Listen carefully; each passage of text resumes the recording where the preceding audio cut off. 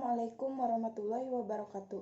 Perkenalkan, nama saya Wilda Nabila Sabrina dari kelas 1210 ATKP 4 SMK Pembangunan Bogor. Di sini saya akan mempresentasikan materi uji komunikasi. Pengertian komunikasi. Komunikasi adalah suatu proses penyampaian informasi, baik itu pesan, ide, maupun gagasan dari satu pihak kepada pihak lain. Berikut pengertian komunikasi menurut para ahli. Yang pertama, dari Profesor Dr. Andes H.A.W., yaitu hubungan kontak antara manusia baik individu maupun kelompok. Yang kedua, dari James A.F. Stoner, yaitu proses di mana seseorang yang sedang berusaha memberikan pengertian dengan cara pemindahan pesan. Tujuan komunikasi.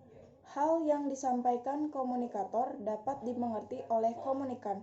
Tugas komunikator adalah harus menjelaskan pesan utama dengan jelas dan sedetail mungkin.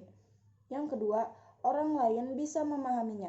Dengan melakukan komunikasi, setiap individu dapat memahami individu lainnya dengan kemampuan mendengar tentang suatu hal yang sedang dibicarakan orang lain.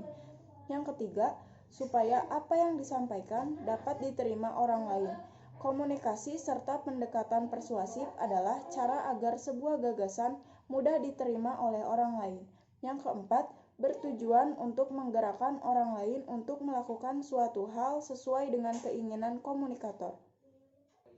Fungsi komunikasi. Yang pertama, sebagai informasi, yaitu komunikasi yang menyajikan suatu informasi yang diperlukan dari setiap individu maupun kelompok dalam mengambil suatu keputusan dengan meneruskan data untuk menilai beberapa pilihan yang akan diputuskan.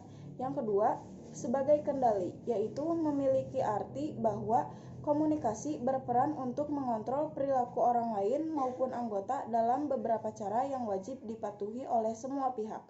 Yang ketiga, sebagai motivasi. Komunikasi memberikan dalam hal memotivasi melalui penjelasan yang akan dilakukan para motivator. Syarat komunikasi. Yang pertama ada source, yaitu bahan dasar dari penyampaian pesan untuk memperkuat pesan itu sendiri. Salah satu contoh komunikasi adalah orang, buku, lembaga, dan lain-lain. Yang kedua ada komunikator, yaitu seseorang yang menyampaikan pesan dapat berupa seseorang yang sedang menulis atau berbicara, berupa kelompok, orang, organisasi, komunikasi seperti film, surat kabar, radio, dan TV, lain-lain. Yang ketiga, komunikan, yaitu penerima pesan dalam komunikasi berupa seseorang, kelompok, ataupun massa. Yang keempat, pesan, yaitu keseluruhan hal atau informasi yang disampaikan oleh seseorang komunikator, memiliki arti utama sebagai pengarah dalam usaha untuk merubah tingkah laku serta sikap orang lain. Yang keempat, saluran, yaitu media perantara yang digunakan oleh komunikator untuk menyampaikan pesan. Saluran komunikasi dibagi menjadi beberapa bagian, yakni saluran formal atau resmi dan saluran informal atau tidak resmi. Yang kelima, efek, hasil akhir dari suatu komunikasi yang sudah dibahas. Macam komunikasi. Yang pertama, komunikasi lisan. Komunikasi lisan dilakukan secara langsung atau tatap muka tanpa ada batas tertentu. Yang kedua, komunikasi berdasarkan ruang lingkup dibedakan menjadi dua, yaitu komunikasi internal. Komunikasi ini terjadi dalam ruang lingkup tertentu, misalkan dalam lingkungan organisasi atau dalam lingkungan kerja. Yang kedua, komunikasi eksternal. Komunikasi ini terjadi antara individu atau organisasi dengan masyarakat. Contohnya, konferensi pers, siaran televisi, radio, bakti sosial, dan lain-lain. Yang ketiga, komunikasi tertulis. Komunikasi ini biasanya dilakukan melalui perantara surat, WhatsApp, Line, BBM, atau media pengirim pesan lainnya. Yang kelima, komunikasi berdasarkan aliran informasi dibedakan menjadi 5, yaitu komunikasi ke atas. Komunikasi ini dari bawahan kepada atasan. Yang kedua, komunikasi ke bawah. Komunikasi ini dari atasan kepada bawahan. Yang ketiga, komunikasi satu arah. Komunikasi dari satu pihak saja. Komunikasi ini biasanya terjadi di dalam suatu lembaga yang sedang mengalami keadaan darurat. Jadi harus terdapat satu pihak yang memberikan instruksi tertentu.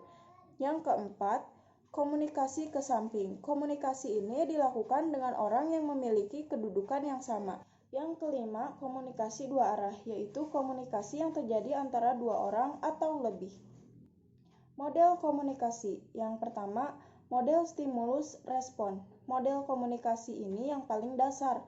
Model stimulus ini dipengaruhi oleh disiplin ilmu psikologi, terutama yang beraliran behavioristik. Model ini memberitahukan bahwa komunikasi sebagai aksi-reaksi yang sederhana.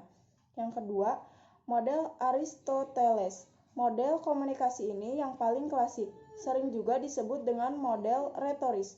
Model komunikasi ini terjadi ketika seseorang pembicara berbicara kepada halayak dalam upaya untuk mengubah sikap mereka. 3 unsur dasar dalam proses komunikasi, yaitu pembicara, pesan, dan pendengar.